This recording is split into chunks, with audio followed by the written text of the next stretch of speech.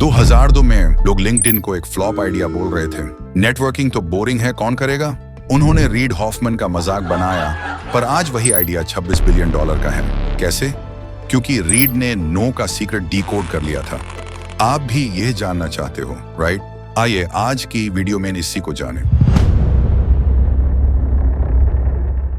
नमस्कार दोस्तों, स्वागत है आपका इस सीरीज़ में जिसका नाम है स्केल अप 2। बिज़नेस को स्केल कैसे करते हैं उसके बारे में है। और बहुत से लोग बिज़नेस इसलिए करते हैं क्योंकि उनको दिख रहा है कोई बहुत इंपॉर्टेंट प्रोडक्ट है जो बनना चाहिए, मार्केट में लॉन्च होना चाहिए। बहुत से लोगों को बहुत एक्सपीरियंस होने के बाद भी बिज़नेस नहीं कर पाएंगे। हमको और आपको उनको देख करके लगेगा यार ये तो इसको टेक का भी काम आता है और इसके पास पैसे भी है, इसको तो अपना स्टार्टअप करना ही चाहिए, लेकिन वो नहीं कर पाएगा। क्योंकि हो सकता है, जैसे आज ही एक लड़के से मैं बात कर रहा था, वो बिज़नेस नहीं कर पाएगा। उसके फैमिली में बड़ा बिज़नेस है लेकिन वो नहीं कर पाएगा बिकॉज वो लोगों को नहीं समझ पाता। वो कंप्यूटर में बैठ के गीक की तरह काम कर सकता है, कोडिंग कर सकता है, लेकिन लोग उसको हैंडल नहीं कर पाता। और वो बहुत बड़ी कंपनी में जॉब करता है, माइक्रोसॉफ्ट में जॉब करता है। वो अपनी मदर और अपने भाई को नहीं हैंडल कर पाता बातचीत करते समय। अच्छा, और उसकी प्रॉब्लम क्या है? वो अपने माँ को और भाई को ना नहीं बोल पा रहा है, नो। उसकी माँ जबरदस्ती फोर्स करेगी कि तुम शादी करो, वो नहीं करना चाहता उधर शादी, फिर भी ना नहीं बोल पा रहा है। तो ये जो हम पढ़ रहे हैं स्केल अप 2, इसमें सबसे पहला और सबसे इम्पॉर्टेंट लेसन है कि जब आप किसी इन्वेस्टर को अप्रोच करते हैं और वो ना बोलता है तो उसको पहचान पाना। और आज हम लोग पढ़ेंगे एक बहुत स्पेशल टाइप ऑफ ना, द स्क्वर्मी नो। स्क्वर्मी का मैंने हिंदी मतलब देखा, उसका मतलब है तड़पन, तड़पना। या इसका एक और आसान मतलब है magic of yes but no. कि आप किसी के पास गए और उसको अपना भाई बिजनेस आइडिया बताया, उसने कहा हाँ हाँ बिल्कुल बिल्कुल करूँगा इन्वेस्टमेंट, लेकिन नहीं, गोल गोल बात करने वाला। तो देखते हैं स्क्वर्मी नो कैसे पहचानेंगे आप। सबसे पहले तो ये जानिए, ये चीज़ अपने आप को बताइए कि अगर वो आदमी नो बोल रहा है तो उसके अलग अलग रूप हैं और हर एक नो अपना ख़ास टाइप का इंफॉर्मेशन लेके आता है। आपको जानना होगा, जैसे मेडिकल में हम लोग बोलते हैं the eyes see what the mind knows. जब तक मैं पेशेंट का पेट दर्द है, मैं जानता नहीं हूँ 4 टाइप के पेट दर्द, तो मुझे जो टाइप का पता है वही मैं सोचूंगा। अगर मैंने अखबार में पढ़ा है कि पेट में कैंसर होता है तो बोलेंगे कैंसर है। तो eyes see what the mind knows. तो अब आपके सामने किसी ने नो बोला, तो जब आप जानेंगे अलग अलग टाइप के नो, तभी आप पहचान पाएंगे। और ख़ास तौर से आज हम लोग पढ़ने वाले हैं जिसमें कि एक ही सांस में, एक ही झटके में वो आदमी यस भी बोल रहा है और नो भी बोल रहा है। हर एक आदमी की अपनी थियरी होती है इंसान के बारे में कि एक आदमी कैसे बिहेव करता है। इसी के ज़रिए वो आदमी काम कर पाता है। जैसे आप यहाँ आई हैं तो मुझसे बात करके, श्री वैभव से बात करके आपने अपनी थियरी बनाई होगी कि ये लोग ठीक है, ख़राब है, इनके ऊपर भरोसा करना चाहिए, नहीं करना चाहिए। एक थियरी। एक बहुत बड़े बिजनेसमैन है, उनका नाम है रीड हॉफमैन। रीड हॉफमैन ने एक कंपनी बनाई है लिंक्डइन। और गैस करिए लिंक्डइन कितने रुपए की बिकी होगी? कोई गैस करिए एक फिगर। जब मैंने सुना था तो मेरे कान फट गए, लिटरली मेरा दिमाग फट गया। इंस्टाग्राम बिकी थी $1 बिलियन की, मतलब खरीदी गई थी। व्हाट्सएप खरीदी गई थी $19 बिलियन की, $19 बिलियन। बहुत बड़ी बड़ी कंपनीज उस लेवल तक 100 साल में भी नहीं पहुंचेंगी। और लिंक्डइन उससे भी ज़्यादा महंगी बिकी है, $26 बिलियन, $26 बिलियन बोलते हैं। रीड हॉफमैन के साथ एक टीम थी जिसने लिंक्डइन बनाई है। और पता है क्यों इतनी महंगी बिकी? इस वेबसाइट का इतना कीमत नहीं था। अभी जब आप लोग मेरे साथ वो सीरीज़ पढ़ेंगे जिसमें आपको ये एहसास होगा, it is not important what business you do, what is important is किसके साथ आप बिजनेस कर रहे हो, मतलब आपकी टीम में कौन है।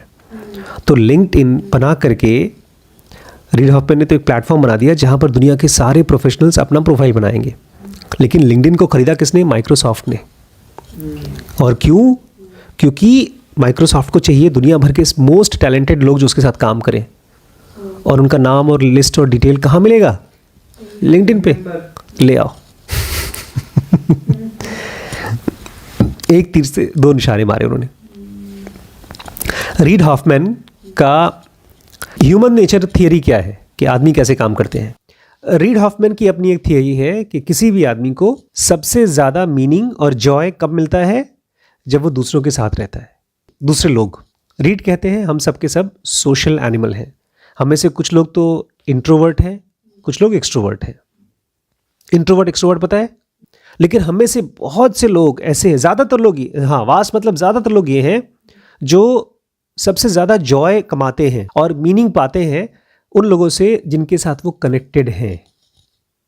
ये कम की थियरी है। अभी ये थियरी समझ में आ जाएगा क्यों थियरी है, अभी समझ में आएगा, रुकिए। 2002 में लिंक्डइन का लॉन्चिंग किया रीड हॉफमैन ने।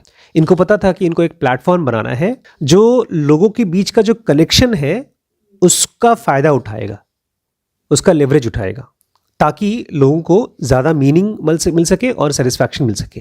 फेसबुक दुनिया का वो वेबसाइट है जो लोगों को कनेक्ट करता है, लेकिन लिंक्डइन वो वेबसाइट है जो जेन्युइनली कनेक्शन दिखाता है, जेन्युइन कनेक्शन। लिंक्डइन पे फेक प्रोफाइल नहीं बनाते लोग।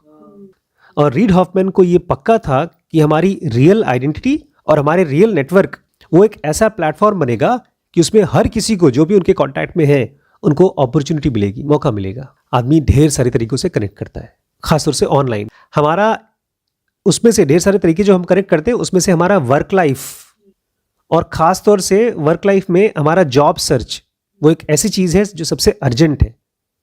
हम फेसबुक पे जाते हैं देखने के लिए कि हमारा पड़ोसी, हमारा दोस्त क्या खा रहा है, कहाँ घूम रहा है, लेकिन वो अर्जेंट नहीं। लेकिन जब हमारी नौकरी जाती है और हम नौकरी खोजते हैं तो वो एक अर्जेंसी है। ये इनको समझ में आया, क्योंकि जब आदमी जॉब सर्च करने जाता है तो काफ़ी मोटिवेटेड होता है कि कुछ नया तरीके से भी मिल सके तो हम ट्राई करेंगे। एक नया कॉन्सेप्ट है जो अभी पिछले वाले वीडियो में हमने समझा, यहाँ पर उसको और साफ साफ बता रहे हैं। Contrarian idea.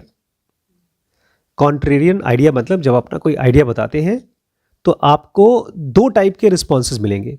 कॉन्ट्रेरी रिस्पॉन्स, कुछ लोग तो कहेंगे हाँ अच्छा आइडिया है, लेकिन कुछ लोग बोलना चाहिए तुम पागल हो। क्योंकि अगर आप ऐसी कोई बात बोल रहे हैं जिसमें सब अग्री करते हैं, इसका मतलब कोई नई बात नहीं बोल रहे हैं आप। और अगर आप ऐसी कोई बात बोल रहे हैं जिसमें सब डिसअग्री करते हैं, इसका मतलब है आप सही में पागल हैं, कुछ अजीबोगरीब चीज़ ट्राई कर रहे हैं। तो आपको कॉन्ट्रेरियन रिस्पॉन्स मिलना चाहिए, और लिंक्डइन वही चीज़ थी, एक कॉन्ट्रेरियन आइडिया। लिंक्डइन कितनी वैल्यूबल होगी ये चीज़ रीड हॉफमैन को वेबसाइट बनाने से पहले ही क्लियर थी। लेकिन जब उन्होंने लोगों से बात करना शुरू किया कि एक ऐसा प्लेटफॉर्म बनाने वाले हैं, किसी को लगा इसकी क्या ज़रूरत है। लोग बोलते थे साफ साफ कि हमको पता नहीं तुम क्या बोल रहे हो, क्या चाहते हो तुम। इसलिए उनको एक दो नहीं ढेर सारे नोज मिले, नहीं पैसा नहीं लगाएंगे। लिंक्डइन को रीड हॉफमैन कहते हैं कि जब हमने लोगों को बताना शुरू किया तो मुझे समझ में आया कि ये नेटवर्क, ऑनलाइन नेटवर्क बनाना लोगों को टर्न ऑफ कर देता है, उनको नहीं चाहिए। लोग कहते थे कि हाँ ये लिंक्डइन काम तो करेगा, लेकिन खाली उनके लिए जिनको नेटवर्किंग पसंद है, सबके लिए नहीं है, कॉमन मैन के लिए नहीं है। और भाई जब बहुत कम लोग होंगे जो नेटवर्किंग करना चाहेंगे तो ज़्यादा लोग आएंगे नहीं तुम्हारी वेबसाइट पे, इसलिए हम पैसा नहीं लगाएंगे। कुछ लोग बोलते थे कि नेटवर्किंग अच्छी चीज़ है, फ्लॉसिंग की तरह है। क्या होता है फ्लॉसिंग? दांत साफ करना ज़रूरी है, लेकिन मुझे करना पसंद नहीं है।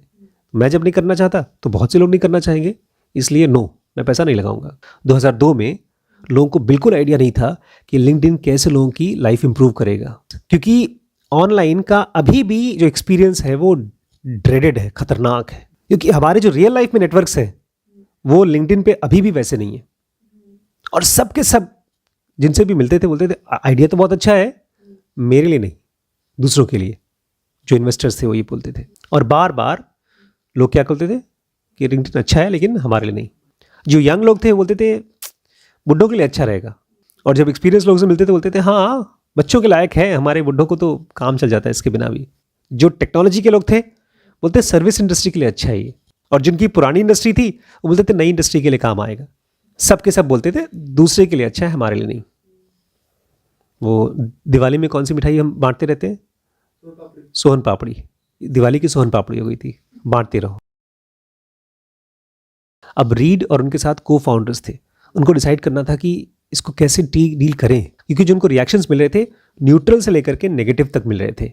इसको क्या समझें इससे, क्या हम अपना भैया बोरिया बिस्तर बांध लें या कुछ करें इसके लिए, सोच रहे थे। और लोगों से मिल रहे थे, लोगों के ढेर सारे ऑब्जेक्शंस और एम्बीवेलेंट रिएक्शंस। एम्बीवेलेंट मतलब पता नहीं। अब अंदर आ जाइए, जहां बना रहे हैं लोग, लिंक्डइन की सर्विस बना रहे हैं, इनकी टीम खुद की, ये लोग सोच रहे थे क्या नेटवर्क जो बनाए वो क्लोज होना चाहिए, मतलब मेरे नेटवर्क में आप जुड़ेंगे केवल तब जब मैं आपको परमिशन दूं। जैसे आजकल रेफरल देते हैं, आप इनको शायद जानते हैं, कनेक्ट कर लीजिए, ऐसे नहीं, ताकि लोगों को डर न लगे अरे किसको जोड़ रहे हो मेरे साथ। या इसको हम लोग ओपन रखें कि आपने लिंक्डइन में ज्वाइन किया और आप किसी के साथ भी कनेक्ट कर सकते हैं। इन लोगों को खुद ही क्लियर नहीं था कि हम कैसे नेटवर्क बनाएं, क्लोज बनाएं या ओपन बनाएं। कुछ समझ पाए ओपन क्लोज क्या है? अब यही बात अपने आप में लोगों को कंफ्यूज करे, इन लोगों को, कि लोगों को पता नहीं कि क्लोज कनेक्शन रखें कि ओपन।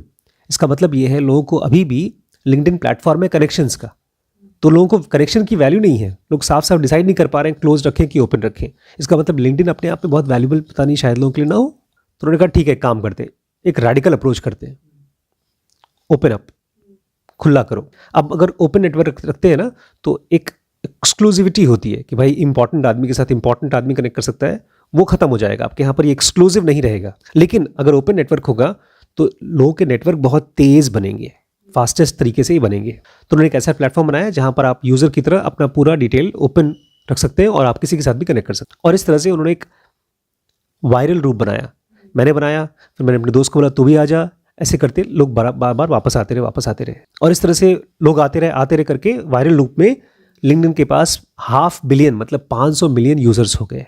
उनका रेवेन्यू कैसा हुआ? 6 बिलियन। 2002 की बात चल रही थी, 2002, और 2016 में मात्र 14 साल बाद माइक्रोसॉफ्ट ने लिंक्डइन को अक्वायर कर लिया, $26.2 बिलियन। इसको अगर रुपीस में करेंगे तो पता है कितना होता है? कोई आइडिया? ज्यादा नहीं, केवल 2,60,000 करोड़। 2,60,000 करोड़। एक तरह से छोटी मोटी रिलायंस है। हमने अपनी आज की क्लास कंप्लीट कर ली है और आज की क्लास की समरी क्या है?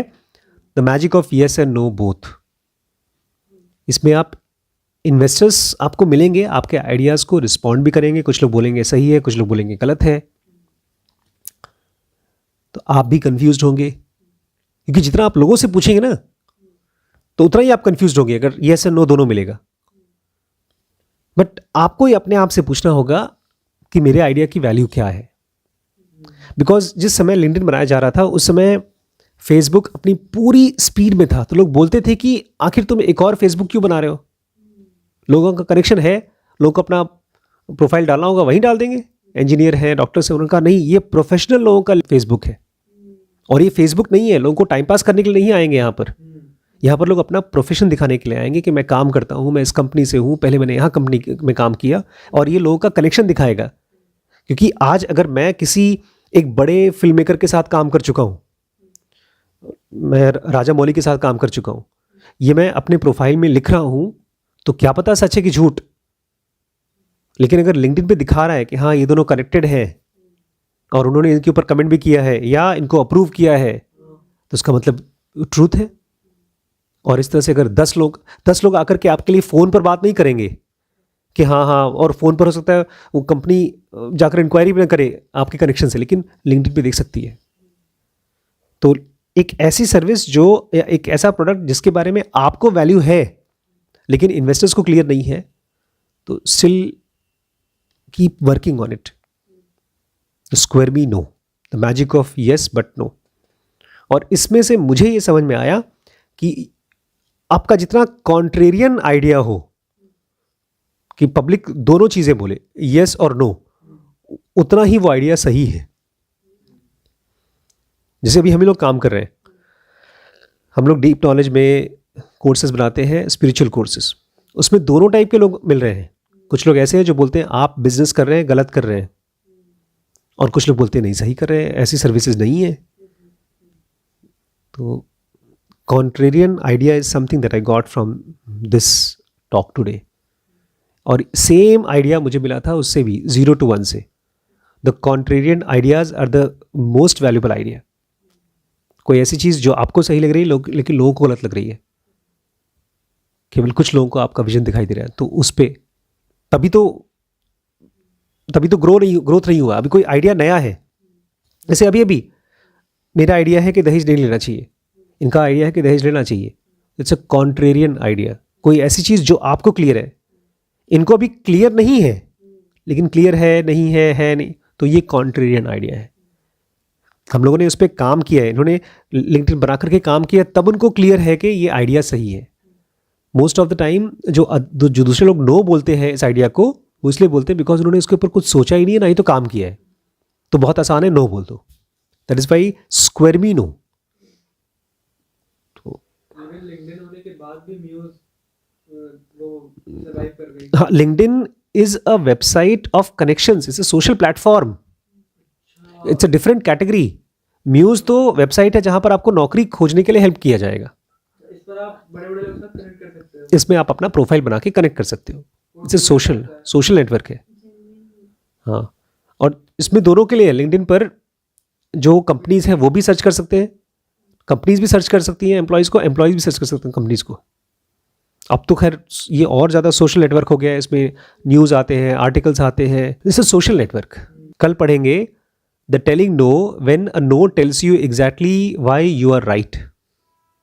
जब आप लोगों से मिलेंगे तो वो नो बोलेंगे, लेकिन उसी से आपको मालूम पड़ेगा कि क्यों आप सही हैं। उस नो को सुनने के बाद आपको और पक्का हो जाएगा मैं सही हूँ। उसको बोलते हैं द टेलिंग नो, आपको बताने वाला नो। वो कल पढ़ेंगे। नमस्कार।